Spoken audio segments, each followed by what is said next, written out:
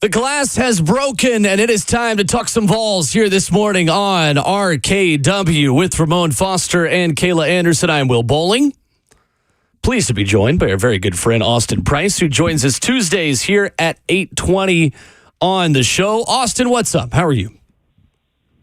I'm great, guys. How are you all doing? Good. We are doing good. If we were any better, we'd be the Tennessee defense on Saturday. How impressed were you with the performance against NC State, and what did you like the most in this one?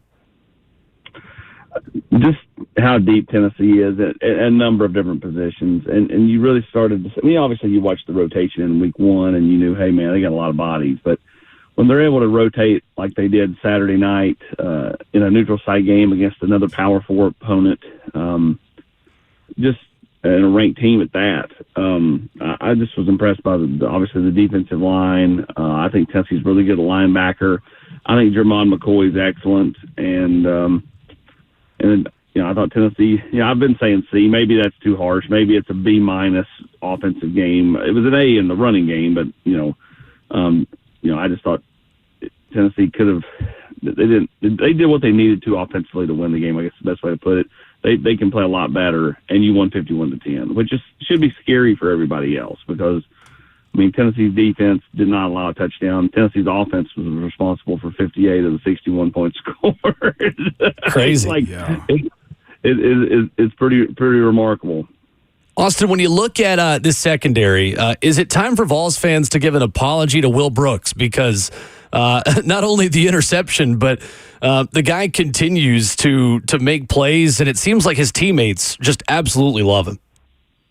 Yeah, I mean, will he be? That's what they call him, and he's a kid that knows where to be. He's a good enough athlete, and has the trust of Tim Banks, has the trust of his teammates around him, and until Jacoby Thomas or somebody else takes it from him, he's going to be right there. Now, the good news is I think there's enough similarity there between Turrentine, Brooks, Thomas, that they're going to rotate. There's going to be times where it's Brooks and Thomas. There's going to be times where it's Turrentine and Thomas, and then, of course, Turrentine and Brooks, who are the starters. But I think that, the rotation there, they didn't really rotate with Jalen McCullough, and he played so many snaps. And I don't think they're doing that as much this year. They're able to rotate some, kind of use each, player to their strengths. And he's going to continue to be a factor there in the back end. And, I'm sure at some point he'll give up a play, but he's also going to make his fair share as well. So I think fans got to embrace, like it's still modern day football. Like, teams score points. Like, they're going to score points on Tennessee. Now, when does that happen? I don't know, because, I mean, I'm sure Tim Banks would really like to push this back at least one more game, or as far down the road as he can for a number of games without giving up an offensive touchdown to the other team. And, Kent State offensively is not very good, and I expect Tennessee to be, playing with their hair on fire come Saturday night. Austin Price of VolQuest and on 3 with us this morning. Austin, looking at the game that Nico played, man, one interception, all right, I chalked it up to the offensive line. The first interception, though, where he missed the safety, what is Coach Heupel's response and Nico's on that play right there as far as the decision he made? Is that just experience lacking right there, or he just got tricked? Yeah, I mean, I think it's as simple as, and players make mistakes. And I think the response was the next series he threw a 50-yard go route to Squirrel White and dropped it in there beautifully. I mean, he picked himself back up and dusted himself off every time he made a mistake. He learns from the mistakes. He forced that one across the middle. It kind of sailed on him a little bit, but I mean, it's no different than watching Aaron Rodgers or Patrick Mahomes or whoever. They all make mistakes as well. So I think that the biggest thing is he's going to make some mistakes, but he's also going to make plays. And I thought a couple times he made plays that, everybody, people on VolQuest would say, well, you got to quit bringing up Joe. But those are plays Joe couldn't make a year ago, with just the little touch passes when things break down. I thought the scramble drill was fantastic. I mean, obviously he got called back for a lineman being downfield, but that and then the athletic catch of backpedaling and catching the ball by Miles Kitselman was really, really impressive. And so, again, I think Nico is going to continue to get better. If that's his low watermark for the year, then, again, everybody should worry. So, Oklahoma in 2 weeks is a really stout defense. They'll be trying to bait him and trick him into some things. And that's where you hope, if you're Josh Heupel, that Nico learns from said mistakes and can pick back up on it the next time around. With that being said, so you brought up Miles Kisselman. We spoke a second ago about him and Holden Stays and Ethan Davis, man. This tight end group that they have, like I think we're all learning Coach Heupel's offense and his identity in real time with the emergence of these guys. How big is it for them to be incorporated more into this offense, considering the outside threat of the receivers that have speed, that have really good catch radiuses, man? I didn't realize this was a part of his offense moving forward, Austin.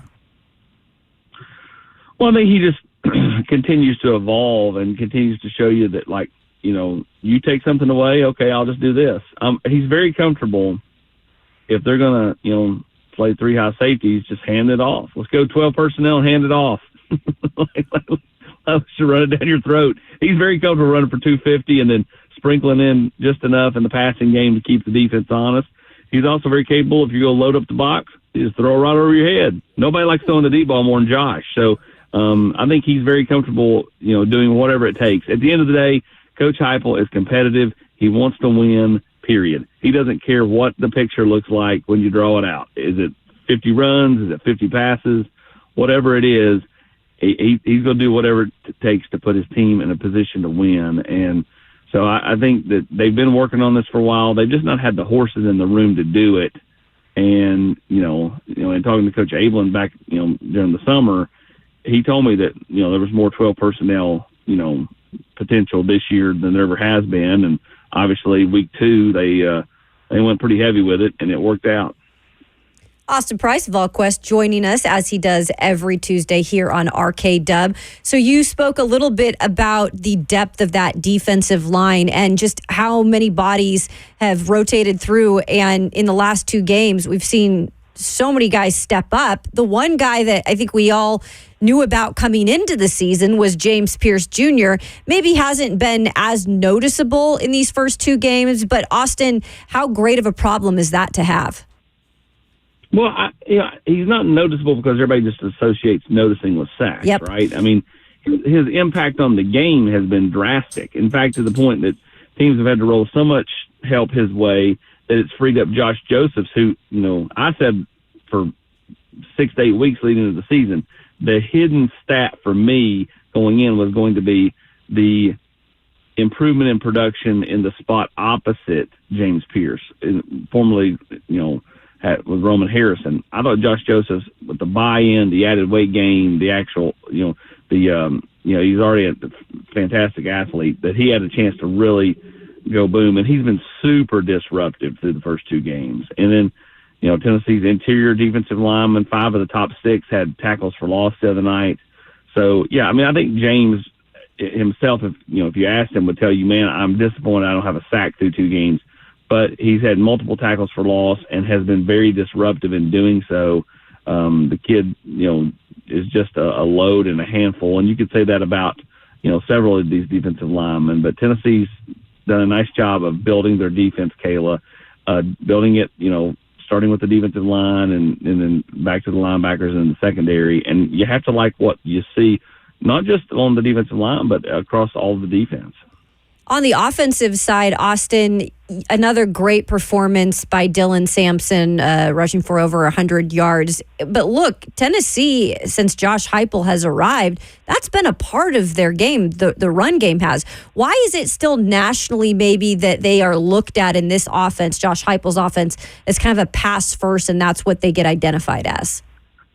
Well, you heard Coach Saban talk about it, on College Game Day. He's like, everybody wants to associate the pass, but he's like, you have to stop the run. Like, and that's Coach Heupel called it laughable yesterday when he was asked about that notion. And it really is really true that he takes great pride in running the football.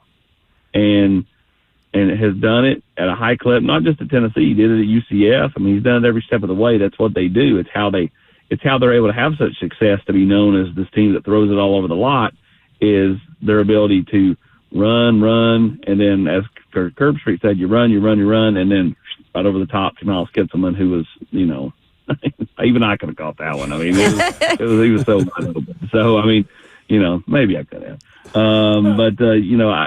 He does a fantastic job in the run game, and so much of that credit goes to Glenn Ellerby, who helps design a lot of that stuff, and those two are simpatico. And then to be honest with you, not enough credit's going to Joey Halsley, who a year ago everybody's like, but I mean, again, didn't have the horses. He has a lot more horses this year, and the offense looks like it did in 2022 when Alex Golish was calling plays. Coach Halsley is very much the play caller here, with Coach Heupel's input from time to time.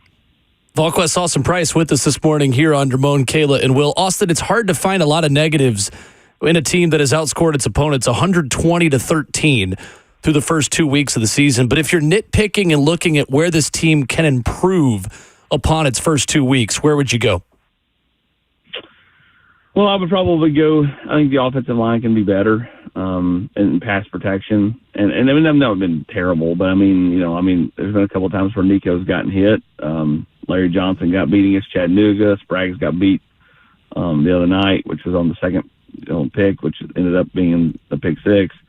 But I mean, they can pass protect a little bit better. But I mean, yeah, there's not a whole lot to nitpick about. I mean, you throttled the Chattanooga, you throttled the ranked NC State team, and then you'll throttle Kent State, which goes back to the biggest, the biggest question to me going into that Oklahoma game is just how will this team respond when Oklahoma punches them in the mouth?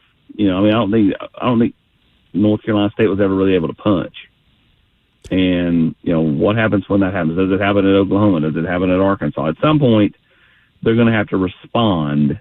And, we'll be interesting to kind of see, how they respond when another team, gets off to a quick start or has a big play against them.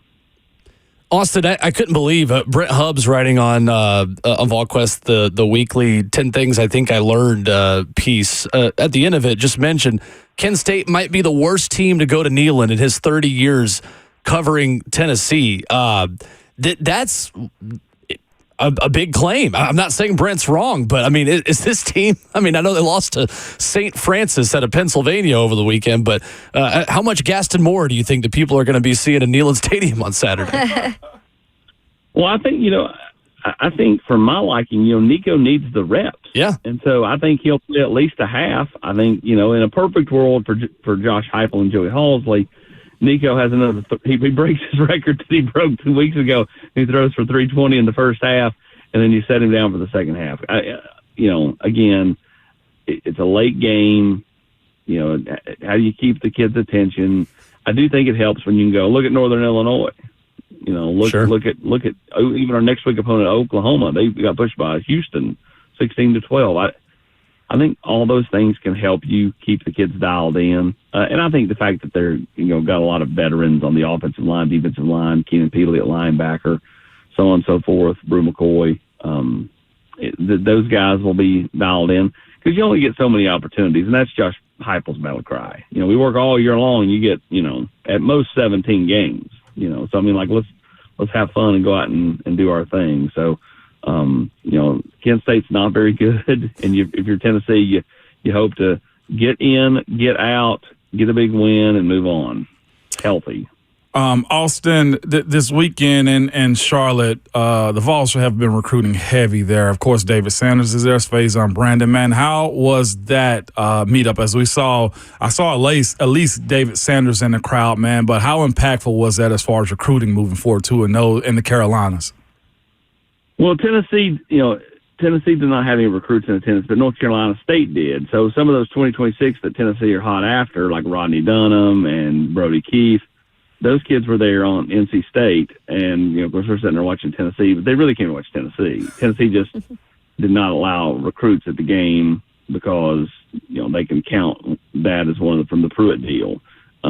Smart, right? I mean, you can't have contact. You can't have physical contact with these kids. you can just have a recruiting section so they can come and sit and watch the game, but you can't talk to them. So if you're not able to talk to them, why not just take that game? So that's what Tennessee did. So they didn't have recruits there, but NC State did, which again were a few of them were Tennessee targets. So Tennessee's hotbed right now in the Charlotte area. Smoke Matthews, Brody Keefe, Rodney Dunham. Obviously Tennessee's got multiple 25s with Charles House and David Sanders. Then you got David Sanders' teammates, Leo Delaney, Kendra Harrison. The state of North Carolina is very important to Josh Heupel and company for the next several classes. And, being able to play a game over there where the kids are close enough and see all that orange in the city, it definitely helps. He is Austin Price, and he joins us every Tuesday here at 8:20 on Ramon, Kayla, and Will at Austin Priceless, where you follow him for the best coverage on Tennessee football and Tennessee athletics. Excellent as always, Austin. Thank you, sir. Oh, appreciate you guys. Thank you so much. Thanks, yes, sir. Austin. Did you catch the nugget there from Austin Price? I did. He always slips in something. It is almost as far as recruiting goes? No. What's that was not the nugget he just dropped. But no, I mean, that was a good nugget. Breaking the record again? No. In the first half? No. What nugget did you pick up that I didn't? Joey Halsley's calling plays. Oh, yes, I did hear that. That's interesting. Mm-hmm. He did say that because he said the respect factor of Halsley. Talking about Joey Halsley is very much the play caller of this offense. Interesting. Wow. And not Josh Heupel. It was Josh Heupel last year by all reports. Mm-hmm. Well, this is exactly what he did with USF's coach. With Alex Golesh. Alex Golesh. Yeah. That's interesting. Wow. That's interesting. I think maybe that's been discussed and put out there, but good stuff there from Austin, and that is the kind of info you get when you are a VolQuest subscriber as well. So the perfect evidence we can give you to subscribe to VolQuest and get nuggets like that from Austin each and every day on their site. Good stuff. Love it. Interesting. How do you feel about the Vols being in the Carolinas, man, and just messing with your state like that? You okay with this? It don't bother me. Okay, all right, that's all I need. Y'all ain't took a recruit from ECU. Too many 4 stars and 5 stars on your roster to worry about those 2 stars. I didn't want to laugh at that, man. Why'd you do that? This is what, ECU has a 12 overall quarterback Dang, on EA Bert. College Football 25. Hey, he's a great kicker, though. Hey, at least he's something. Coming up, Brian Callahan yesterday at the beginning of his press conference shouted out one player as he started to evaluate the entire game, and it's good news if you're a Titans fan. That's next.